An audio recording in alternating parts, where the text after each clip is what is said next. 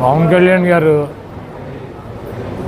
ఎక్కడ యుద్ధం చేస్తాడో, చంద్రబాబు నాయుడు గారు ఎక్కడ యుద్ధం చేస్తాడో, బీజేపీ వాళ్ళు ఎక్కడ యుద్ధం చేస్తారో, అసలు ఎవరెవరు కలిసి యుద్ధం చేస్తారో ఇంతవరకు పవన్ కళ్యాణ్కి, చంద్రబాబు నాయుడికి, బీజేపీకే తెలియదు. ఎవరు యుద్ధానికి రెడీ, ఎక్కడ ఎవరు యుద్ధానికి రెడీ వాళ్ళకి తెలుసా? కనీసం వాళ్ళకన్నా క్లారిటీ ఉందా?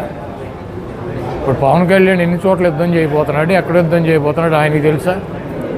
ఆయన పార్టీలో పనిచేస్తున్నటువంటి కార్యకర్తలకు కానీ, నాయకులకు కానీ, సీట్లు ఆశించే వాళ్ళకి కానీ తెలుసా?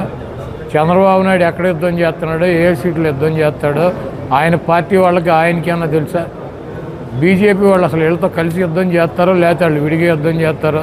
ఒకవేళ చేస్తే 3 చోట్ల చేస్తారో, 7 చోట్ల చేస్తారో, 12 చోట్ల చేస్తారో కనీసం వాళ్ళకన్నా తెలుసా? అసలు వాళ్ళు ఎక్కడ యుద్ధం చేయాలో ఎవరికి క్లారిటీ లేదు. వాళ్ళంతా కూడా తెలుగుదేశం పార్టీలో ఉన్నటువంటి కేడరు, జనసేనలో పార్టీలో ఉన్నటువంటి కేడరు. ఇది అయ్యేటువంటి పని కాదు. ఓ పక్కన జగన్మోహన్ రెడ్డి గారు సిద్ధం అని చెప్పి దూసుకెళ్తున్నాడు. మన యుద్ధం అని చెప్పి ఆ సిద్ధం పక్కన ఫ్లెక్సీలు పెడతాం తప్పించి చేయగలిగింది ఏమీ లేదు.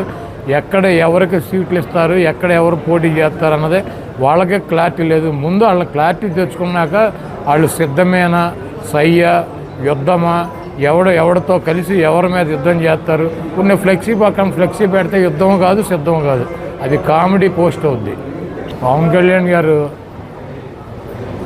ఎక్కడ యుద్ధం చేస్తాడో, చంద్రబాబు నాయుడు గారు ఎక్కడ యుద్ధం చేస్తాడో, బీజేపీ వాళ్ళు ఎక్కడ యుద్ధం చేస్తారో, అసలు ఎవరెవరు కలిసి యుద్ధం చేస్తారో ఇంతవరకు పవన్ కళ్యాణ్కి, చంద్రబాబు నాయుడికి, బీజేపీకే తెలియదు. ఎవరు యుద్ధానికి రెడీ, ఎక్కడ ఎవరు యుద్ధానికి రెడీ వాళ్ళకి తెలుసా? కనీసం వాళ్ళకన్నా క్లారిటీ ఉందా? ఇప్పుడు పవన్ కళ్యాణ్ ఎన్ని చోట్ల యుద్ధం చేయబోతున్నాడు, ఎక్కడ యుద్ధం చేయబోతున్నాడు ఆయనకి తెలుసా?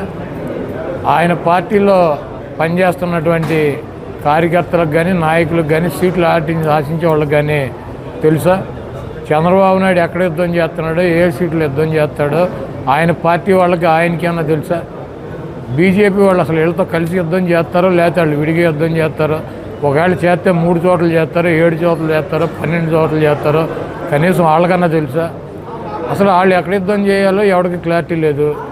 వాళ్ళంతా కూడా తెలుగుదేశం పార్టీలో ఉన్నటువంటి కేడరు, జనసేనలో పార్టీలో ఉన్నటువంటి కేడరు.